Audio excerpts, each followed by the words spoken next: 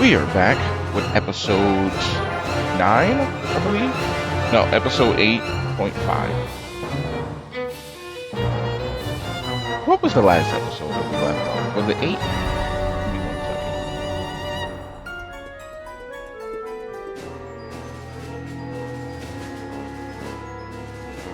second. No, 8. So this is 8.2. Yeah, 8.2.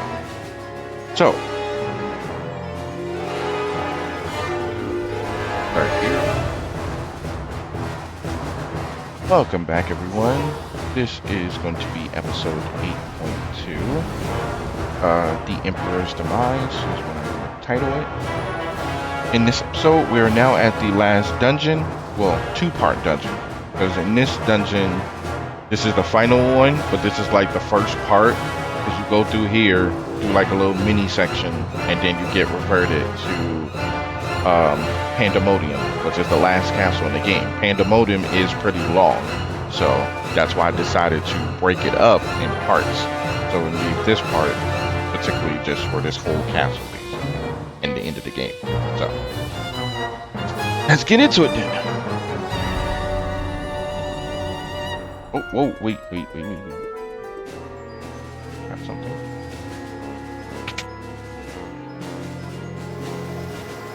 Let me bring up a map, make sure I'm on the right map.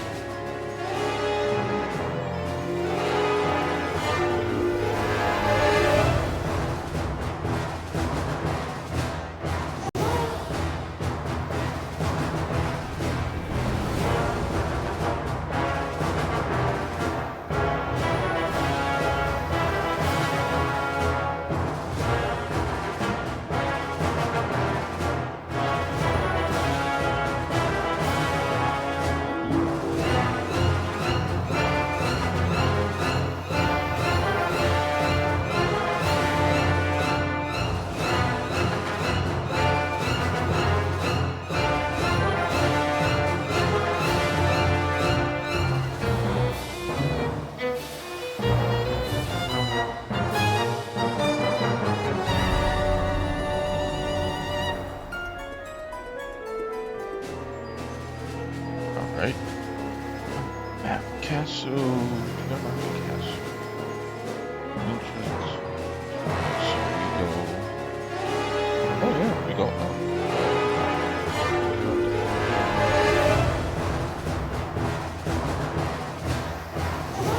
There's two.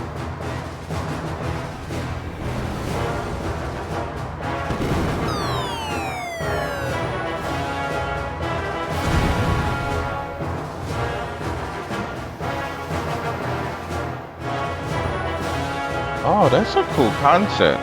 Like you walk into it and it just reverts it. I'm looking at the map, I'm like, oh shit. Cool concept. That's it.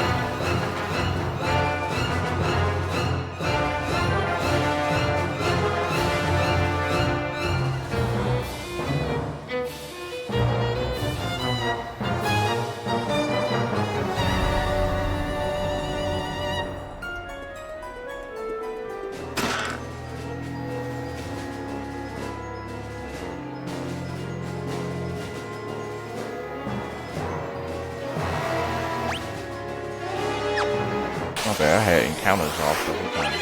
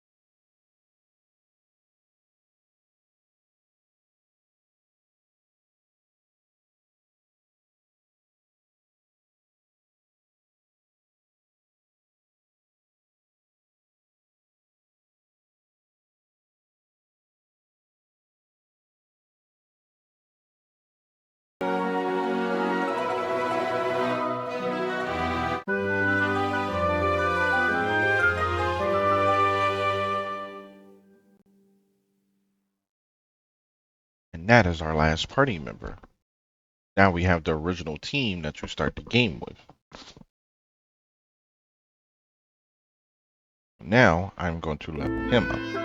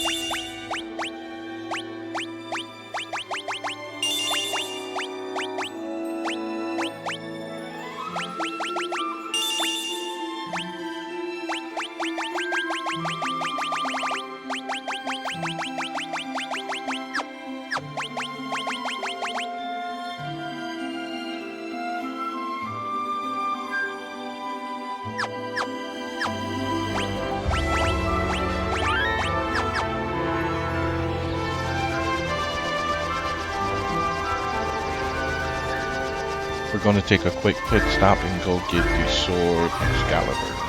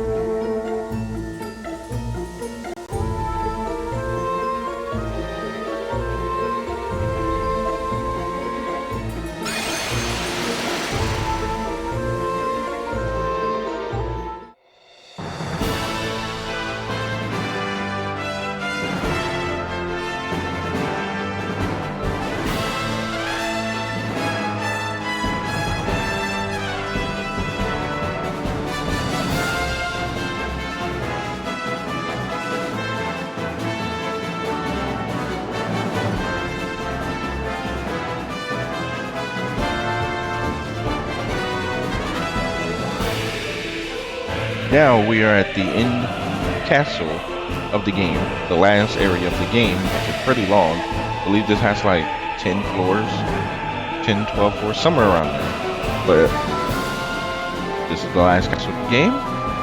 So let's get do this.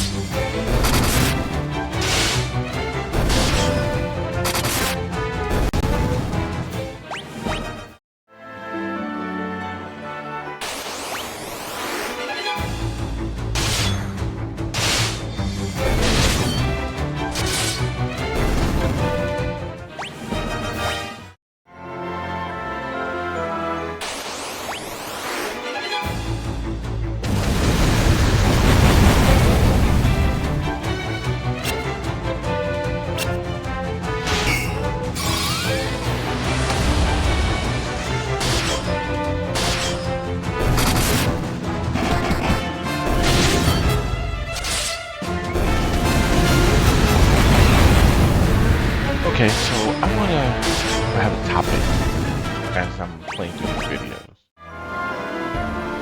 I noticed something about these old games. They heavily need a remake.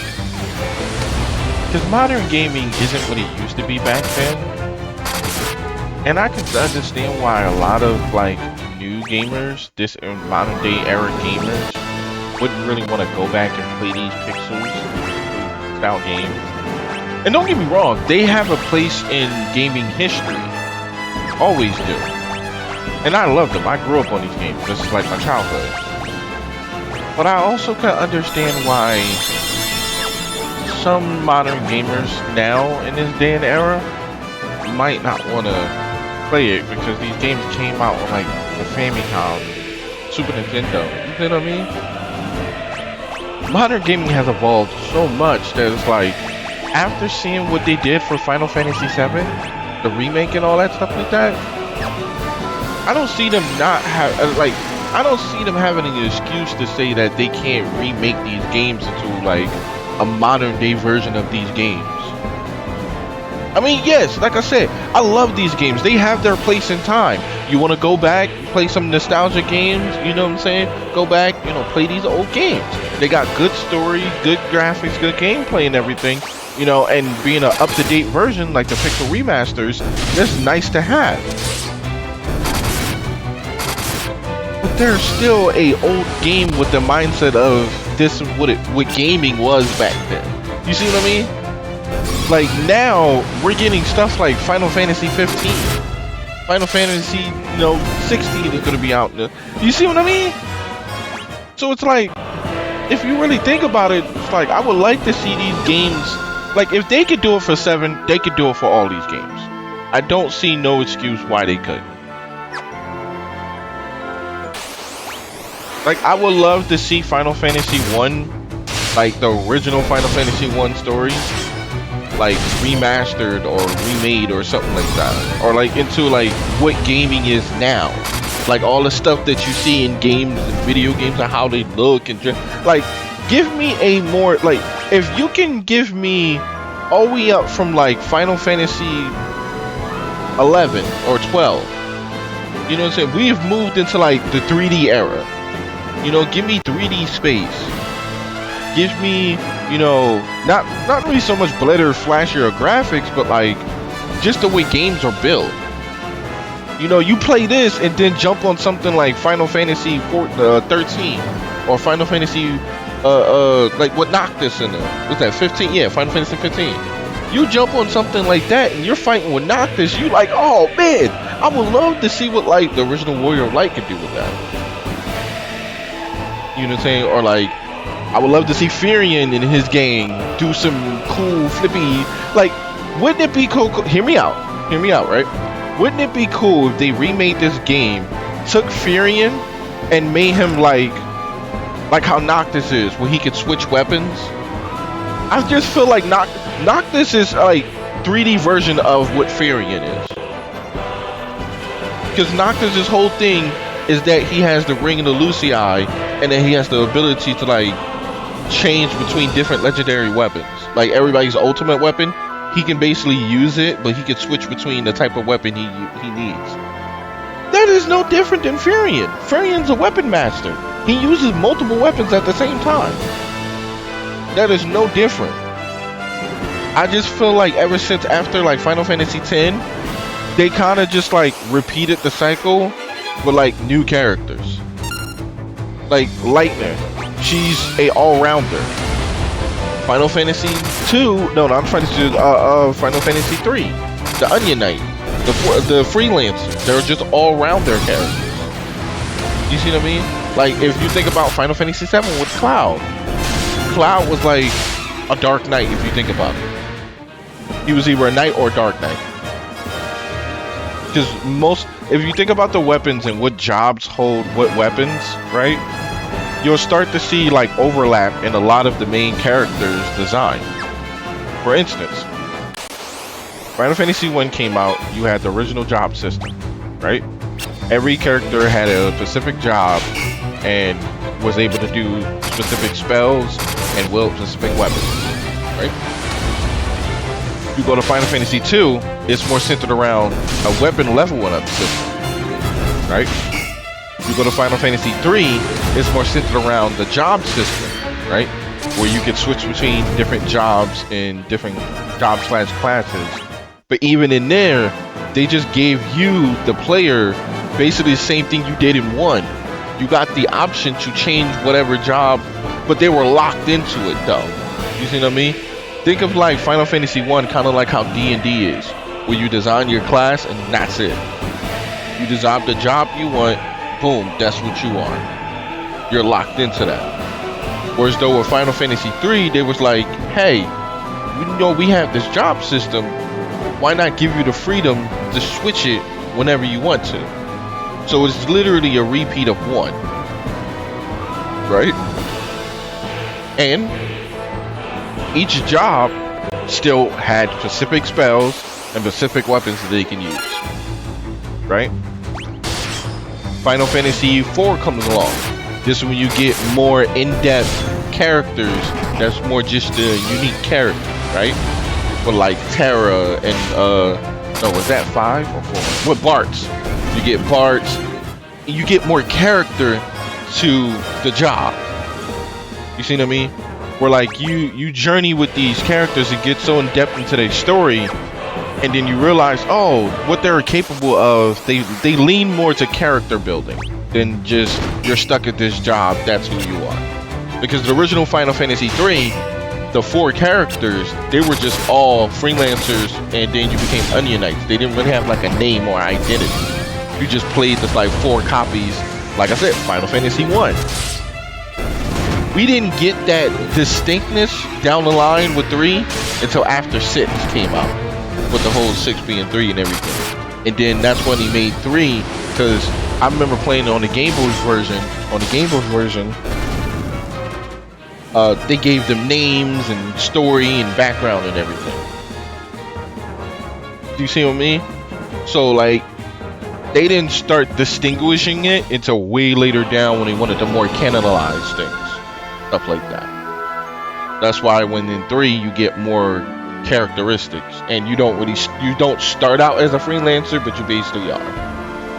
And they made it so as though based on the character's personality, you kind of knew what job was better suited for them. But in all canonicity, when you see like in Dissidia, when you see what's the thing that always takes the place for Final Fantasy 3? The Onion Knight. The Onion Knight is the character that's in that Final Fantasy 3 spot, and there's only 1. Just like whenever you see the Warrior of Light, why don't they, like Final Fantasy 1, right, has 4 characters, play as 4 people, but the representation for Final Fantasy 1 is Wall. He's the single guy because he represents what that game's what's the word I'm looking for, mechanics. He represents all that game's mechanics within that game. So as I said, when Final Fantasy 2 comes along, you had Firion. Firion was the only representation for that until Dissidia 12, and they added all the other characters. Even in the Dissidia, what's it, Dissidia 012, the one where the Omni Opera, the one I played with all the characters in it, right? Even in that one, Wall is still the only character besides like the Princess Sarah. You only see Princess Sarah and Wall, and then you see Garland. Those are the only 4 characters. The reason why Garland is such an important character is because he's the Dark Knight, a job that you couldn't choose. You see what I mean? And as you see, Final Fantasy 2, right? Leon, the Dark Knight. He's the only character with that title. He's basically Garland, basically. But that's why I said a lot of these games from like Final Fantasy 1 to like Final Fantasy 5 or 6. Like I would love to see Final Fantasy 6 like remaster into 3D. You see what I'm saying? Give me movement. Like wouldn't it be cool to go through this? Like I'm thinking, just look, we're in Pandemonium right now, right? Look at how 14 did Pandemonium. That shit was amazing. Imagine that in a game for Final Fantasy 2. Like treat it like they did Final Fantasy 7. That's it. They ain't gotta go over the top with it. They ain't gotta do like a 3DS game or anything like that. I'm just saying, like, this would be cool. I would love to see Furion doing like flips and jumps and switching between weapons that he could use. Like, this is how I would do it though. Give Furion the ability in game as you use them. Give each one of them a unique trait that they have that's specific for them. Like Diablo, where the Berserker can have 5 weapons. He can carry 5 weapons, and he can switch between all 5 weapons. You see what I mean? And other jobs has unique things that's specific to that job. So Furion, because like I said, they don't follow the job system, he's a weapon master. His ability as a weapon master should be he can wield all weapons. He can switch between whatever weapon he needs at that time without having to go through like the inventory slot and equip it to him. You see what I'm saying? He can attack, like on top of that, he can attack once with each weapon or use each weapon. That would be cool, right? Now, Maria, because Maria's signature weapon is her bow, right? Have her be like the bard of the group. Where like whenever she shoots an arrow, it also like triggers a like support. Like, oh, I shoot an arrow, the same time I shoot an arrow, it basically like triggers like, somebody needs to be healed. Like she could be like a bard, but more on like the white mage form of a bard. You see what I mean? Where she gives like background support. Like, oh, you're paralyzed, I shoot an arrow, you're unparalyzed. Or you're poisoned, I shoot an arrow, hit the balls, but I still use like antidote. You know what I'm saying? Like she triggers like whatever status conditions heals. Oh, like my teammate is blind, I shoot an arrow to the like, you know what I'm saying? Like attack, but at the kind of like the new healer in 14, where he heals based off attacking a enemy. Like when he does damage to the enemy, it heals whoever he has like connected to. So like Maria, she could be in the background with an arrow, like a bow, and whatever she has, like her eyes on to, like, oh, Leon or Furion, you know what I'm saying? Like, oh, Furion's paralyzed, attack the balls, you're unparalyzed. You see what I mean? That would be cool for her. And like because how like Guy, he could speak to animals, you could basically make him like Berserker dude. Like he's this quiet, shy, big dude, but then he goes into like Berserker rage when he's fighting or something like that. You can have it trigger to like the more crits he does or something like that triggers his Berserk rage.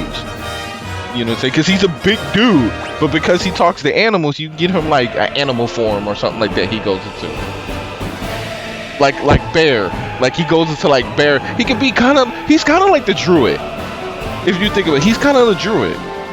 Because druids have the ability to communicate. His whole thing that made him super popular is that, oh, me speak with beaver.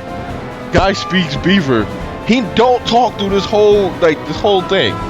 Like you'll see characters like have conversations with other characters or like say specific lines that they would have said that type of thing. Cause like Maria, it literally says when somebody's specifically talking, it says their name. So it's like Guy does not say nothing. He's that first line when you get to it, that's why it's so iconic. Guy speaks beaver. Squeak, squeak, squeak, squeak, squeak, squeak, squeak. You can have him beast man.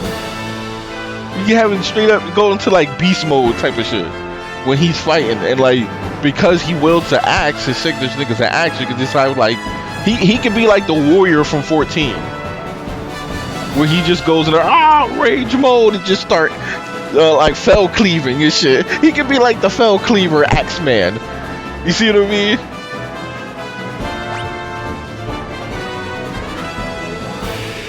They could do so much with this game with just a proper, just like sit down and be like, so what should this game have been? You see what I'm saying? I just feel like these games were the way they were, and they were good for the way they were because they were on the consoles and the hardware that were capable of this time. Because if you lived back in this time period where this game first came out, this is a huge jump from Final Fantasy 1 with like graphics and designs and everything. But then now we're in 2025 where it's like Can you imagine what the limitation of Final Fantasy 1, 2, 3, 4, 5 could be on this hardware? We're able to play games on PCs like this now. I just feel like we could do so much more. I would love to see, like, okay, if you say, what was the one, Strangers of Paradise is a re-look, like a different perspective of Final Fantasy 1. That's basically what I think Final Fantasy 1 could be like. For how, like, they fight and everything in the systems and stuff like that. I feel like if you go, like, the Neo route of it, the Neo-ish style games, where you like getting armor and collecting weapons and they give buffs and boosts and stuff like that. I feel like if you did the Stranger of Paradise route, not story, the story was kind of cheesy, but just like gameplay wise, I feel like that would be really cool to see like most of the early Final Fantasy games like. Especially in this one where like it's all about like items.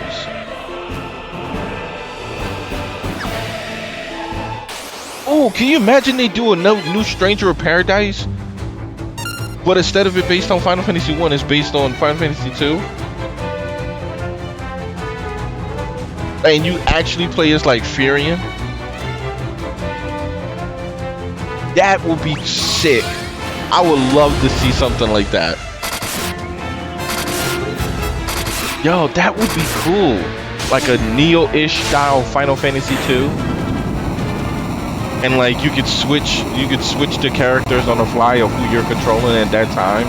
Like you control the whole party, but like whoever you like main control, kind of like in 15 when they added the DLC, and you were able to switch between like Noctis, Prompto. You know what I'm saying? You were able to switch between who you were in control of at that particular time. So I kind of feel like if they did it with this, and be like, oh, you could switch between like Furion, Guy, and because you're mostly just them three most of the game. Like even if they brung it, like say for instance, that's your party, the three of them, right? And whenever you get like a fourth party member, he's a guest party member. Kind of like in 15, where the samurai dude with the katana, he would jump in sometimes and like help your party. That was pretty kind of cool though. And I feel like in here they can do like, oh, you don't control your fourth party member, but they come already equipped, leveled up, and they help you out as you're fighting. You see what I mean? Have it to where as though like the computer takes over, you know, one of the characters that you're not using at the time, but you can still switch between the three.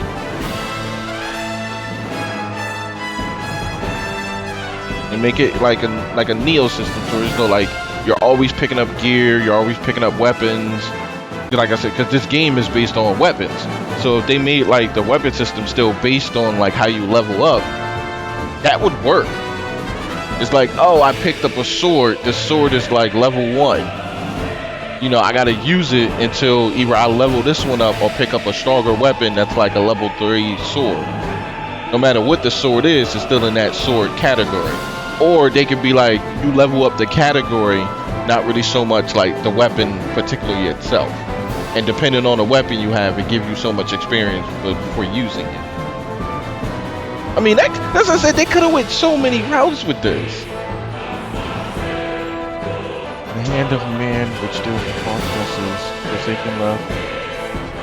Forsaken love can never forget the Lord, Master of Heaven. I don't know. That's my TED Talk, my rant for the day.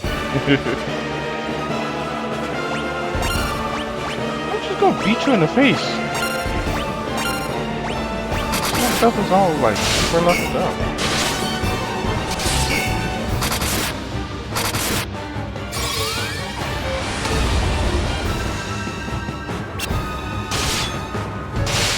Wait, let me.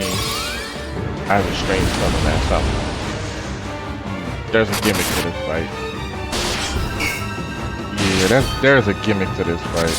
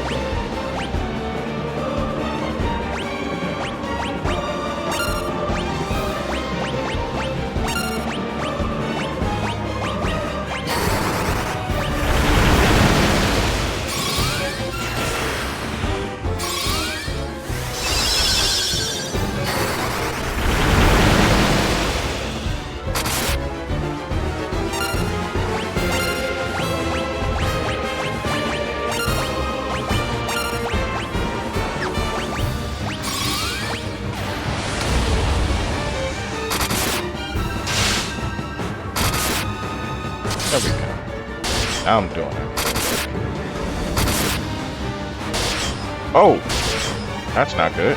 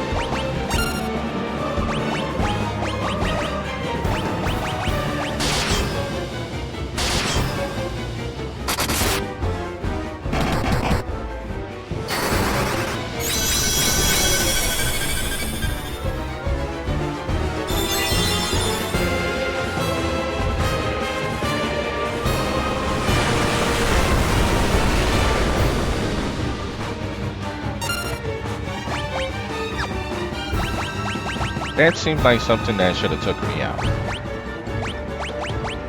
That seemed like a move that I would have took a huge lot of damage.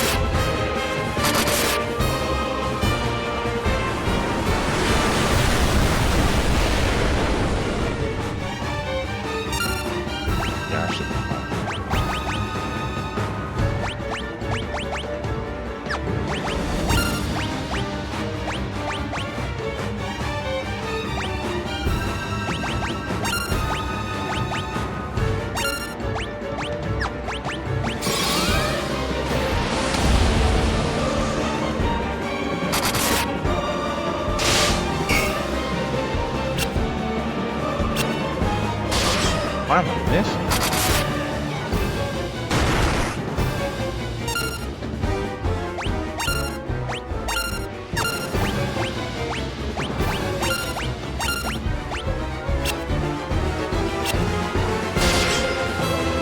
His accuracy is that bad.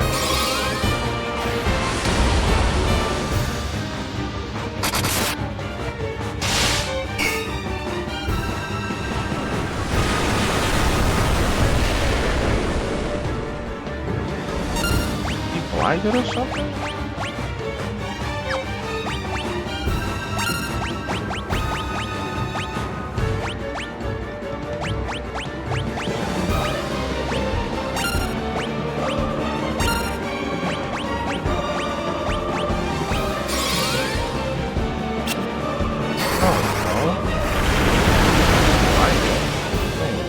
everything. Man's turned into like Stevie Wonder in like 2.5 seconds. Holy crap. Okay.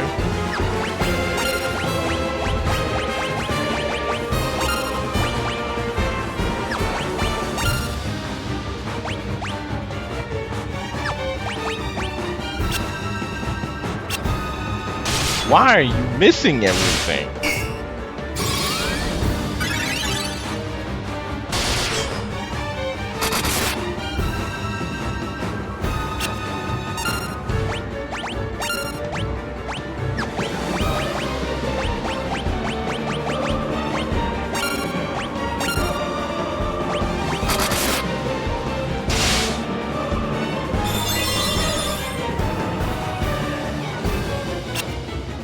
What? You are useless. You are useless.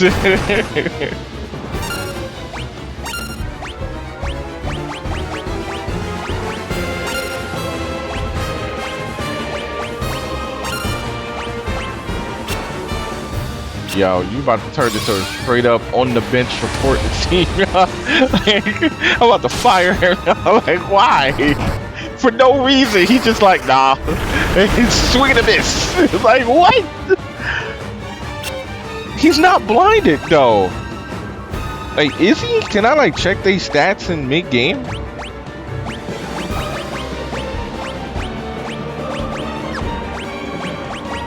me see something. Do I got something to get rid of blindness? And my man is just like, I think I hit it. Nope. Let me try again. Nope.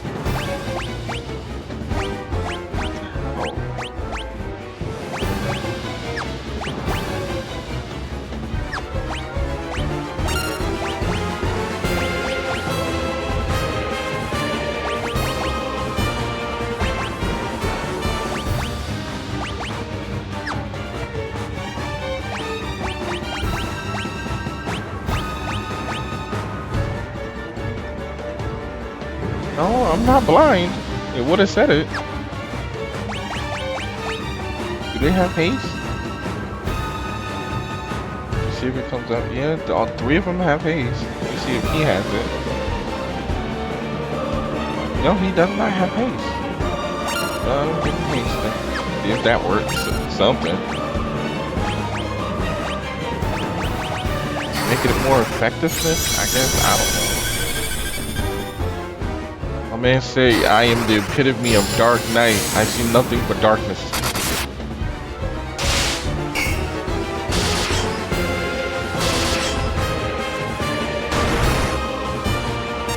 Ouch.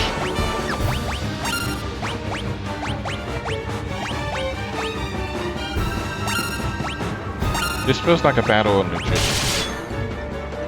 It's like who will last the longest.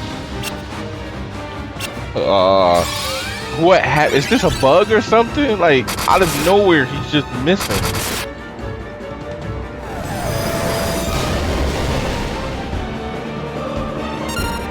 Is it his gear or something?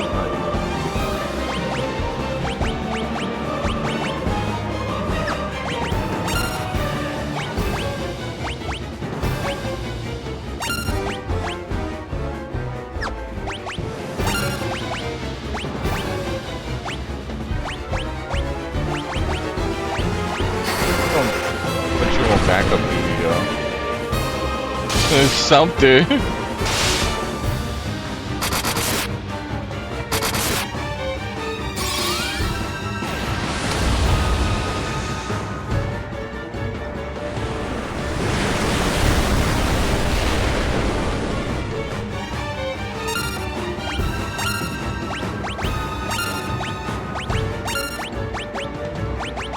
Would be regulated to healer.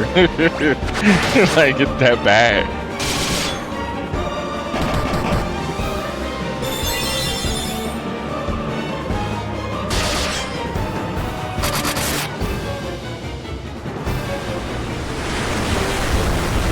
I wonder who runs on an MP first, the computer or me?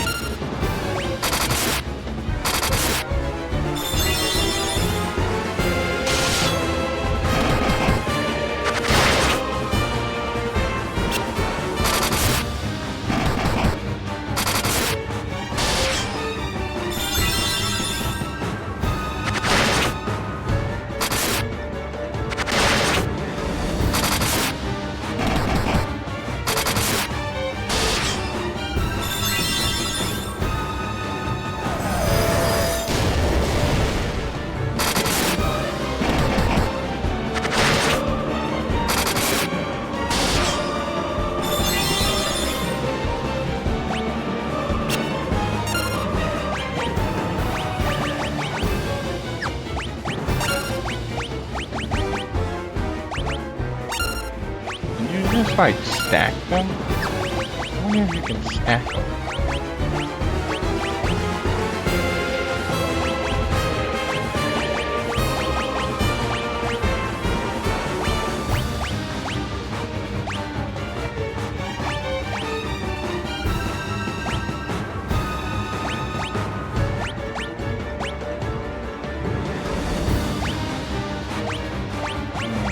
That's my only mirror.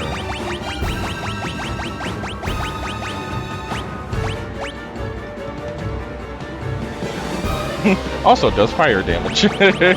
Dragon, with your occasional dose of fire. Like, what is that really gonna do?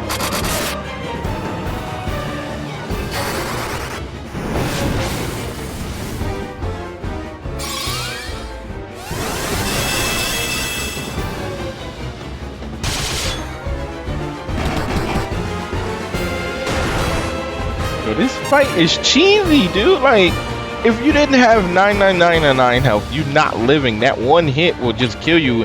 He will just kill you and get back his whole health bar. Like, what are we doing here?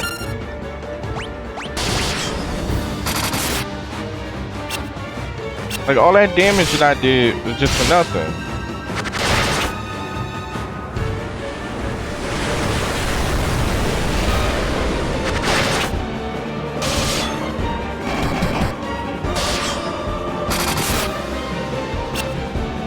Oh, you are benched. You are benched. Get off my team. Like, come on. The squad is trying to put in work, and you like, like, get off. Get off.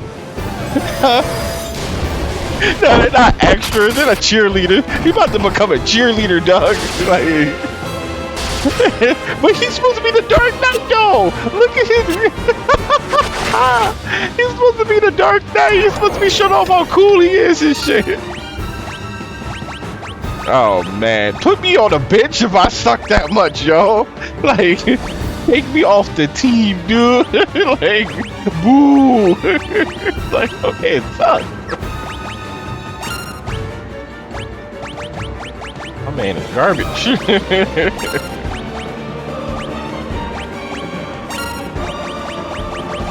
He's out here trying to put in work, and he like, I try to help. I want help.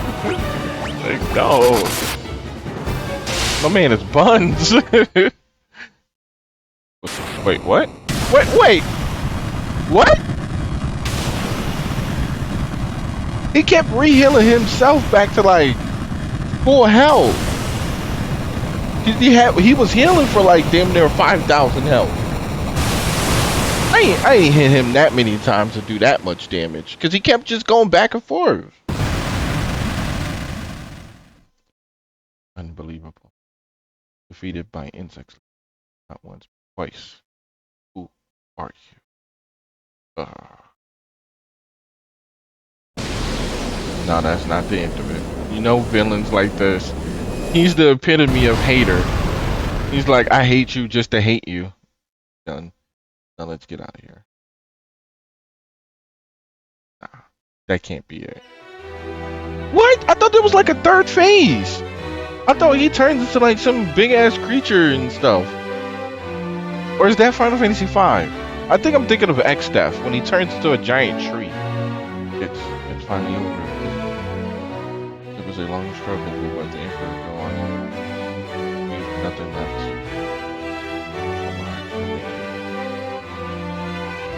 Provides you the founding and fate. We will build a kingdom together. Together, Princess will create a kingdom even harder, fairer than the old. You once a coward, I now stand here for you again. I have all of you to thank for that. I have my deepest gratitude. I sure Scott is smiling down on me. Yeah, that's Gordon. Do you realize what you've done? What am I supposed to steal from the Emperor for?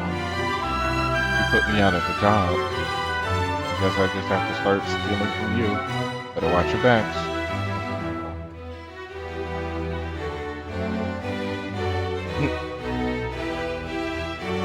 Yeah, like make Paul like a hidden character. You know what I'm saying? Like how he jumps in, be like, "Hey, help you out, give you some items." Like, cause he's the thief. That's the thief job. Paul is the thief. So I would say use him in like a remake where like Yuffie can like steal items on her own accord. Like as you're fighting, she just pockets it like an enemy and just like ping, I got this off of him in the midst of battle. You know what I'm saying? That's how he should be. Like as you're fighting in battle, he'll jump in from time to time and steal an item off the enemy and jump out. Like, you know how you'll call a summon? He would do something like that, but on its own. Like a turn would take and be like y'all fighting, and then out of nowhere, Paul shows up, ping, and then jumps out and grab. Like, you see what I mean? That would be cool. Like Paul just shows up out of nowhere and be like, "Here, I got this item for you. Stole it off this monster as you was fighting it." But that would be cool. But that's how his character is designed. Like he just shows up out of nowhere and stuff and just gives you shit. Like, "Oh, I'm gonna help you escape," or "Oh, you might need this information." You know what I'm saying? Kind of like in 16, where like the one dude was just going around doing good deeds and stuff, being sneaky and like the thief and stuff, and be like, "Oh, I'll report to news to you." He was kind of like their tracker type of thing, like kind of like a bounty hunter type of dude, tracker, bounty hunter, informational dude, like a spy. That's how he was in the game, and he gave you information as you was going through, and he helped you out and stuff like that. Every bit the bulk I paid you for. I feel like trying your hands at pirating. It's not shit well with you, Maria. Like Maria could be like a DLC where you just go off and do like pirate shit with her. Like when you go get the boat for the first time, that could be like a whole thing or like a little side thing where you're like, "Oh, I gotta go get this boat for the first time." And like now you can like be able to like travel to parts of the world and stuff you couldn't get through in the game because now you got her unlocked. She's kind of like you know what Maria reminds me of with this group? Maria reminds me of Sid, where Sid like in the remakes, while like Sid was used as like the pilot, the traveler dude that got you to like different areas. That's what Maria could do, but with like her boat. You know what I'm saying? Looks like your next battle already begun.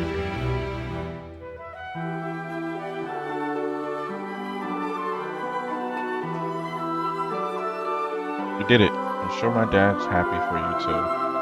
Up there above the clouds. I'm going to be working here, serving the princess.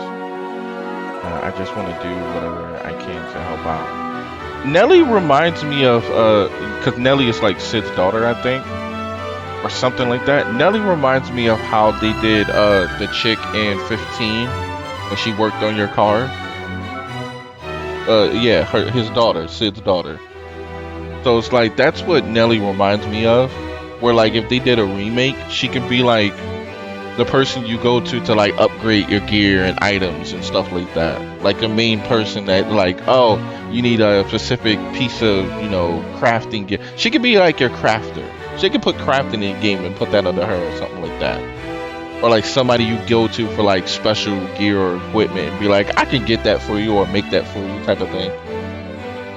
Yeah. Joseph. Yeah, that's his daughter, Joseph's daughter. That's it. But I think Joseph was the dude, the monk. He was like the monk dude that died from the boulder, I think. Yeah. He was the first one to go. I must now dedicate ourselves to the task of restoring what was lost.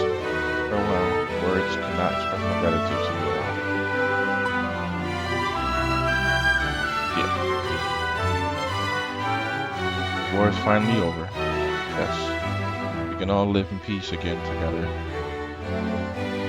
Right, Leon? And he dips. There can be no going back. Not for all of us. But why? Don't go. Here, stop him. No. Maria, Leon is right. We've been through too much. I can't stop him. Not now. Leon, we'll meet again. You see what I mean? Like, he's the only one with that kind of character backstory with him being a Dark Knight, and you don't even get to play with him the whole game. You just know of him. and by the end of the game, you only use him once, and he's garbage. You see what I mean? Like he don't even come with like a legendary weapon or none of that stuff. But like you had to play outside context to really know what he was into. Because as you can see, when Farian say we both been through too much of what? We don't even know what happened to him. He just dips, and then all of a sudden he's like, "Oh, I'm going to be the new emperor," and he wasn't even a bad guy. Like the whole time, we didn't even really get to fight him. Because as soon as we was gonna fight him, we wound up fighting the emperor again. So it's like you just became a Dark Knight for what? And then, like I said, when we went to go use him, if you really didn't level up your team, like when you got Leon the first time, if you didn't level up, even so, he was useless. Every fourth party member is useless. So in like a remake or a redesign, just keep your main cast of the 3 and let the AI computer or whatever control the fourth party member as like a guest party member. They'll come in, assist you, fight along with you as part of that section of the story. But then after that part of the section of the story, like as you see, Juf died, and like 4 people died. You know what I'm saying? So it's like, not Juf, Joseph, but like 4 people died. They're not going to stay apart. And like some of the parts of the walkthroughs, and they were telling me, oh, when you get to this part of the game, take off the gear and items off of this character. That's an obvious sign. That's like, oh, there was no point to level them up or give them good shit, because they're not going to keep it. You're not going to have that character for like the whole game for a long time period. And the way the story is told, it's like, oh, you're trying to recruit other people to be like the rebellion and everything, to get back your town and take over the evil emperor and stuff like that, to stop him. I think the whole point of that would be like that's good storytelling, but like every time that person that you meet that you want to recruit, or a person that's a part of like the Wild Rose or whatever the faction is and stuff that they were trying to assemble, you see what I mean? Make it to where as though, oh, you meet this person, you talk to them, they help you out along that chunk of that story. Once their story is over and you see through the ending, like one of their deaths or something like that, you move on with the rest of your main party member and you venture forward.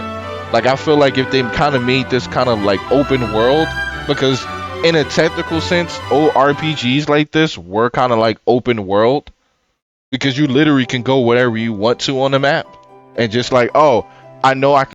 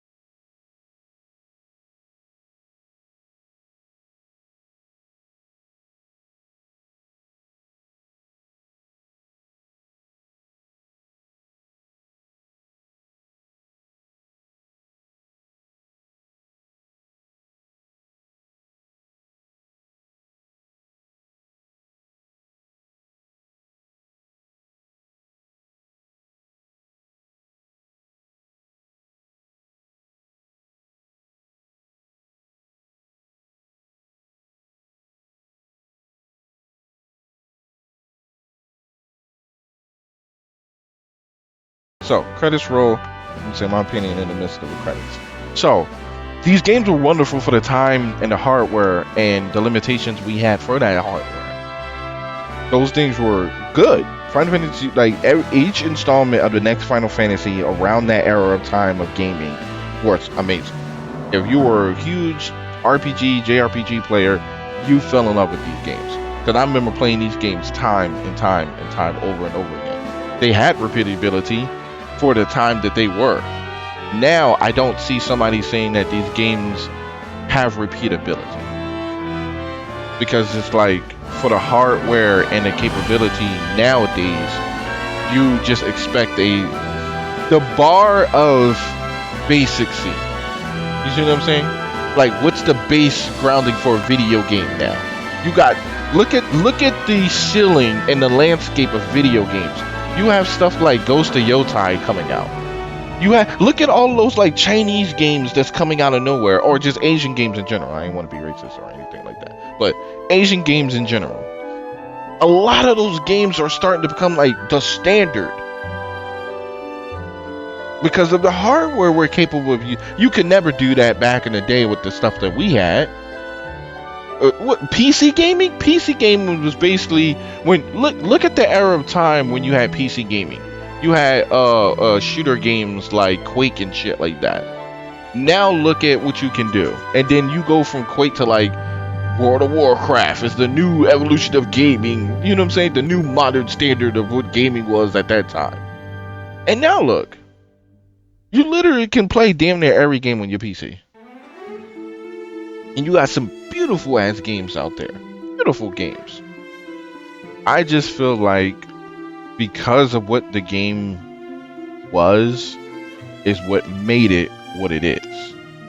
But now it can be so much more if you go back and say, how would this game stand modern gaming? It wouldn't. People will get a one-time thing out of it and move on. People would be like, I experienced it. Now these old games only will hit people who are like, this is nostalgic to me, which is fine. It, like I said, it has its place, but it's just locked into being a old game and nostalgia no matter how many times you remaster it. It's not what the game looks like or function like, it's what the game is. I just feel like I went through a long journey of playing Tetris.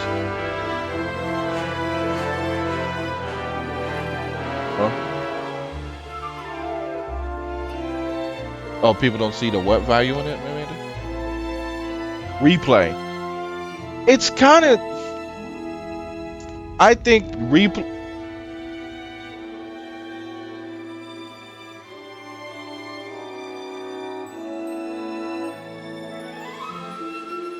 Because of what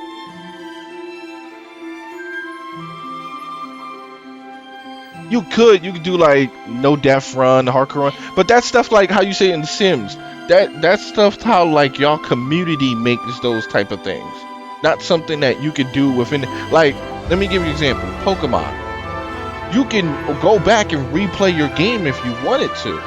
Does most people do? No, because you collect all of those Pokemon. But you can go back and redo the story.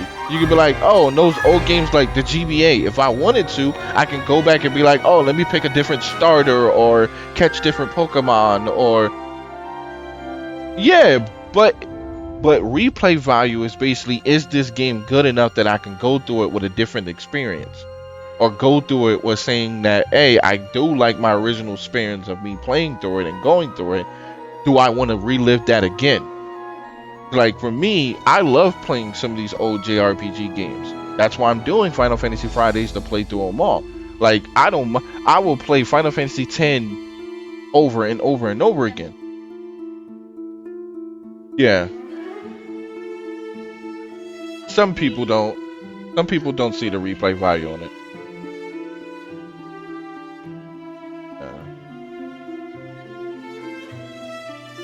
Some people don't see the replay value in this, and that's what hurts these games a lot.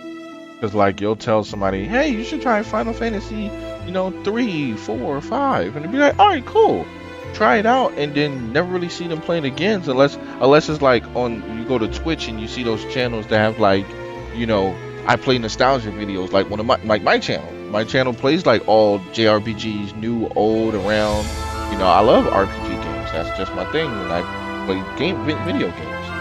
You know what I'm saying? But like, you'll never really see somebody play something like Parasite Eve on replayed again. Like, who do you know right now in the gaming community is really talking about, oh man, I really want to play Final Fantasy 13 again? That game gets shit on. You know what I'm saying? Like, I only see people play these games when it's like Final Fantasy Fiesta, that community right there that does like older games. Sometimes they'll do that. They'll do like Final Fantasy Fiesta or Final Fantasy Count Up, where they go through all the games in like a month or two or something like that. You know what I'm saying? It's only those type of communities that you see these old games being played like that. And I just feel like if these older games has like, here's the 2025 version of what this game would be. Like, I feel like when they did Stranger in Paradise, that was cool. Was the story good? Eh. But it was cool to see a new modern take on Final Fantasy 1. Even though it had to do with Garland's end of that story, it was more like, yeah, I would love to see Garland's side of the story. You see what I mean? Or like, if they did perfect! If they did Stranger in Paradise, right? Because the first one was based on Garland's side of the story, and him being kind of like the Warrior of Light type of thing. What if they did it with 2, and you played this Leon? Like Stranger in Paradise 2, you know, the whole story of this, even though it was around the 3 characters, you could see it from a different perspective and play as Leon and go through that whole story as like, oh, you're there, like, oh, the Firian in them is doing their thing, but you're seeing their quest, their story unfold through somebody else's eyes. Yeah. That would be cool if they did it like that, because then you get to see how the fuck he became a Dark Knight. Wouldn't that make sense? You don't see him until the end of the game.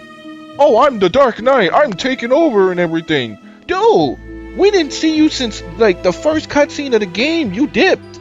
We didn't even get to play as you. So we know nothing about you but by name. We don't know who you are, what you're wearing, what gear, what abilities you have, nothing. And as soon as we get you, like I said, if I didn't do the whole level 9999 king trick, I would have died. And then when you use him, he's ass. Like, that's what made it worse. Yo, it would have made it so much better if Leon was like, oh, 2-3 hits, do like 2,000 damage. You see what I mean? That would have been cool. He would have been like, oh man, the Dark Knight. Yeah, Leon's amazing. No wonder he was a part of our squad when we couldn't use him. You feel what I'm saying? Like, if they did Stranger in Paradise 2 and you played this Leon and like new party members or something like that, and like Leon and his team, y'all went through y'all end of the story, but seeing Farians and them story unfold at the same time. You see what I mean? But like at the end of the game, you had to lose all your party members to become a Dark Knight or something like that. Like you sacrificed your team to get the powers of darkness or something like that, and that's why you're alone now. You see what I mean? Like it could be a whole story where like the Emperor kind of screw, because you don't understand why does Leon wants to become the new Emperor. He doesn't even tell you. We don't know jack shit or why he wanted, oh, the strong should take over the weak. Bullshit. Nigga, we was out here whipping ass the whole time. Whipping ass and taking names and killing monsters. We are the strong. By the time we get to the Emperor, we whipping his ass. You see what I mean? Like, we're here to defeat the Emperor, so you are the weak one. So it's like, we killed the Emperor once. Him coming back, we just go kick his ass again. So like, what was the point of, if you, like, we was about to kill him. If the Emperor didn't show up, Leon would have been a dead Leon. So I don't get the point of why he wanted to become Emperor. I feel like it should have been a story if they do a remake or something like that, or like a Stranger in Paradise line of games. I feel like they should do Leon's story and explain why he became a Dark Knight and like the process of why he did it and what was his role. You can have it to where as though he worked for the Empire and have like that side of the story and new mechanics and stuff like that, where like he worked for the Empire, the Emperor took advantage of him type of thing and manipulated him to do, you know, messed up, screwed up deeds or stuff like that, or go around and like screw up each town in a way or some stuff like that. Like use him and like Leon be like, nah, I'm not for this. I'm not out here for killing innocent people just so you can take over the world or something like that. You know, say just so you can rule. You see what I mean? So it's like they could do it something like that where like Leon would be like, oh, in order to beat the Emperor because he screwed me. I'm gonna kill the Emperor, but I need the power to be able to do so because he's super strong. And that's when you like go through the game and realize, oh, the Emperor's been using like dark magic or stuff like that. You know what I'm saying? He's been dealing with like stuff from like hell and stuff like that. And you're like, no, and you learn his like schemes and stuff like that. So you're like, oh no, I don't want him to do that. I'm not down for this. I don't agree with this. But you can't beat him because you know what he's capable of, and he just takes his teammates' lives and become a Dark Knight by taking his own teammates' lives or something like that. That's why when he meets the original team at the end of the game, you can treat the original team like their add-on, like how he was a fourth party member. You could treat Farian's team when you meet up with them and fight the boss, like his hell version of the boss. You could be like, oh, they're like computer controlled, and you just controlling, Leon at the end. That would be a whole flip the script type of thing, but it would be cool. I wish they took like the whole Stranger of Paradise concept of how they made that game and apply that to like all the older games and do like a different aspect of like that game. It will be cool as shit though. Cause like, what if they did like Final Fantasy IV, where like Terra, play it towards though you only control Terra. Like Terra is the main character, and every time you meet a new party member, you don't control them, and they're just like story wise, but the whole story is being like when you go into like battles and stuff like that, they're there for you.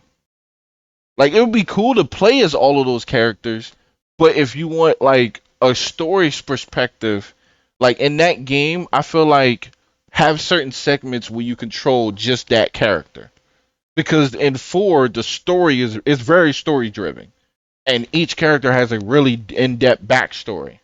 So I feel like have you go through like certain chunks of the game where you control just that one character, and when you get into like fights or parties, the story kind of like makes it halved, so whereas though you meet up with that character and you just do that fight. Like don't have it to where as though you just meet like open world battles or something like that. Have it to where as though you fight at particular times of the game, but make these fights really like story driven fights type of thing.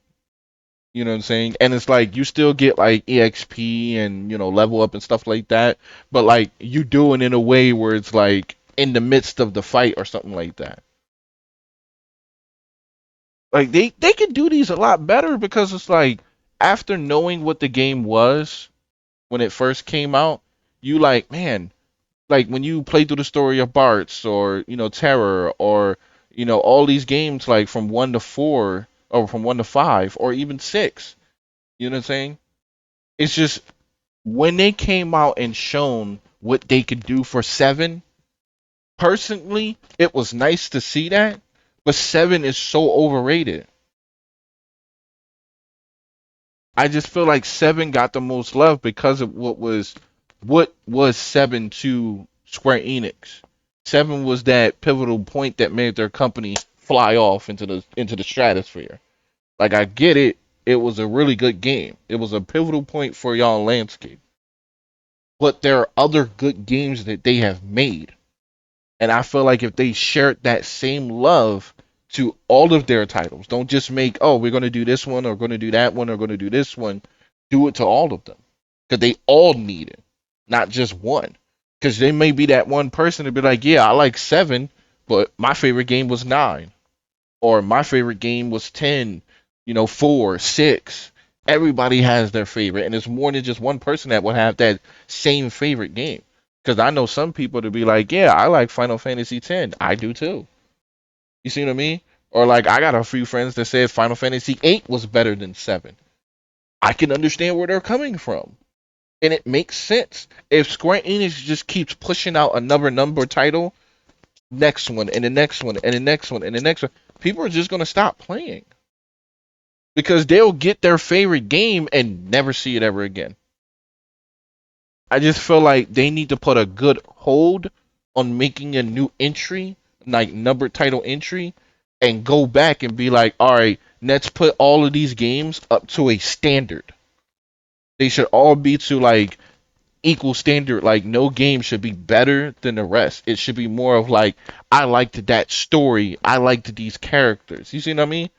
Nobody's going to touch Final Fantasy 2 like that. Like if you put a poll and said, "Hey, do like what's your favorite game poll in Japan out of all the Final Fantasy games?" 2 is going to be down there. And I'm sorry if I sound like I'm ragging on this game. It is a good game for the time period it played. It took me this long because I dreaded through this game because I just felt blah. It is a very like middle of the road game. The story, yeah, the story is good, but gameplay, it's like, eh, eh. But then with 3, I hope when I play 3 kind of like, I like the fact that they go back to the job system because if you introduce something, stick with that. Just flavor it up though. Them jumping, doing this was like, yeah, it's cool that y'all wanted to, try something new, change it up a little bit, see what works. But that's the reason why this combat system went off and made the Saga series of Square Enix games, like Saga Frontier and all of them. That's the combat in those games. But it works for those games because that's what it first initially installed. It was like, this is how this game series works. Go from there. And they stuck to that. And this is why I say it's best to have one good concept and grow on that. Because if people like that concept and you hook, line, and sinker them, they didn't have to wait till like the third installment of a game to really catch people, like some games do or some stories do. They caught people from Final Fantasy 1. It was like, oh shoot, this is a good game. You know what I'm saying? They could have just kept going with that. There's some people who nowadays, there's some people right now that went back and made mods for the original game. They put a actual full-on job system in the game. Like if I find it, I watched the channel, and I'm gonna shout it out to Pro Jared. I watched his channel. He played it. It was a custom fan made recreation of Final Fantasy 1, but it had like a whole job system in there. Like it feels like if they took Final Fantasy 3's job system or Final Fantasy 4's job system and put it in Final Fantasy 1. And that's why I said those games are just like, recreation of like, oh, we did this in this first game. Let's do it again, but make it better. And that's why I feel like they did. So my apologies for, the little extra rant, but that was my opinion on this game, how I felt. And, to cap it off, it's a good game, but it's a good game for its time and the capability and the hardware that it is. Does it stand up to now to go back to play it? Only if you have nostalgia for this game. I don't see nobody in our Lord and Savior 2025 playing this game after once. They're going to get their first experience. They're going to go through it and be like, cool, it was a good game. I played my time. I did my time. Move on to the next thing. They need to modernize these old games. It was nice to have a pixel version of it, but bring these games to the year to the 2000s, please. Because I would love to see what these stories and games and functions would feel like in modern mechanics. Because I like, as you say, this game reminds me a lot of Final Fantasy 15 with Noctis.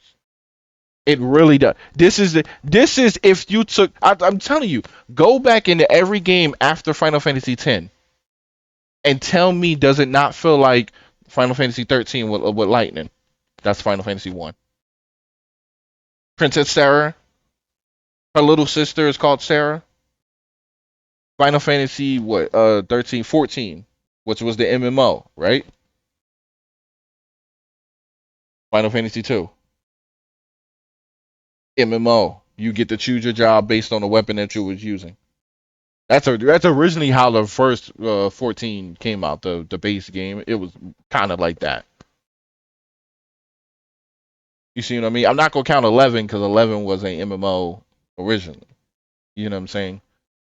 Final Fantasy 15. Like I said, with Noctis in them, it literally reminds me of Furion, where you could switch between the weapons and each weapon had like a different, feel capability, like a uniqueness to it that did stuff. Like if you use a great sword or a hammer, he knocks you up, or if you're in the air, he'll knock you down. You see what I mean? Each weapon was used a different way. Like his short sword, the engine sword, when he had the like thing where he'll throw his weapon and teleport to it.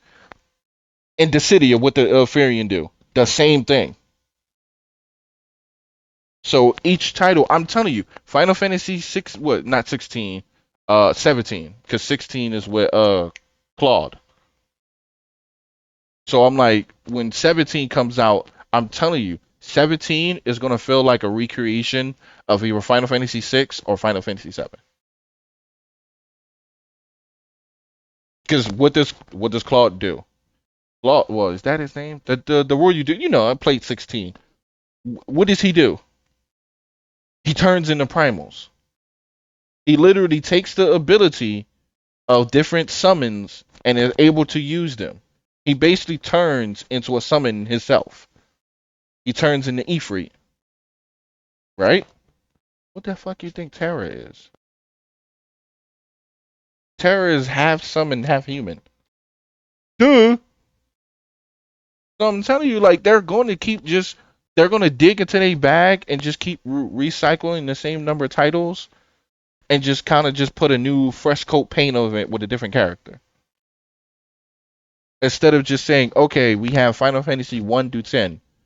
Let's really just hammer home and say, like, okay, does this one need a update? And if not, if we can't do an update to it, does it need like an extra add-on expansion? Like people are still waiting for Final Fantasy X-3 because with all the extra stuff that came out of 10-2 and like the stuff that wasn't answered in Final Fantasy X. So it's like if they came out with a 10-3, which people been asking for, that would cap off that. So I don't know. I just don't see the mindset. Well, I wouldn't say I don't see the mindset. I'm more of like I said, I could tell what they were going for the time period and the capability that we had. Because you're talking about the Nintendo, the Famicom, stuff like this. And this is the Pixel remaster, so just imagine the hardware limitations that they had back then were creating the game. You see what I mean? But now it's like if you went back to the drawing board on Final Fantasy 2 and sat down and be like, oh, I'm gonna remake this game. Dude, do you not know the type of stuff that you could put in this game to make this game amazing? This thing, that's why I said it felt not flat, but it's like, I just came up with like 3 different concepts that you could do with this game.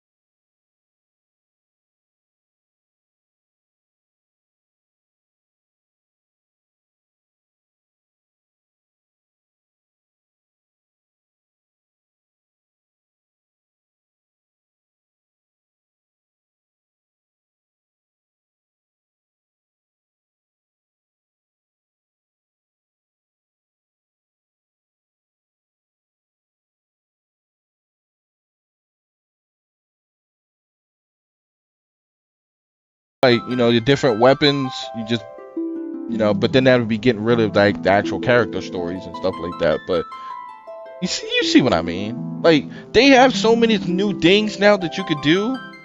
Like, even if they just redid the whole thing, but just give it to me in 3D or something. Like, give me free range to move around. I don't feel like I did anything. But that would be Final Fantasy 2 on our Final Fantasy playthroughs for Final Fantasy Fridays for our Final Fantasy Legacy. But these videos will be up in the playlist on my YouTube channel if you want to check them out. Sorry for the long rant. I had to say that though, because I love these games and I grew up playing these games, but I had to put my 2 cents in there, put my opinion in there. Like, these games would be like, these would be the next hit. If they gave these games this Final Fantasy VII treatment, these games would be huge. Huge. They would be. We're talking about Square Enix that knows what they're doing with JRPGs. They just say, oh, let's jump on a gravy train and jump on a money train because Final Fantasy VII is our dig in our bag when we don't know what else to do. You know what I'm saying? When we need money or nostalgia or something like that, they dig in a Final Fantasy VII bag and be like, oh, here Final Fantasy VII again. We know, we get that. Anybody who's played these games understand that that was a hit. But they act like none of these other games exist. They slammed all these old pixel games on like one collection and was like, here you go, boom, move on to the next new thing. So it's like, this was a good game. It was good for its time. Now we're going to start Final Fantasy 3. So, we will have that on the next Final Fantasy Fridays next week. I will have these uploaded as one whole playlist moving forward with all of the Final Fantasy playthrough games. Or all of my series games in general, I will have these all as one whole playlist and record it as one whole time. So you will see these up Monday. You will see the first video on the playlist up Monday. So hopefully. But thank y'all for tuning in, and we will see y'all in Final Fantasy 3. Peace.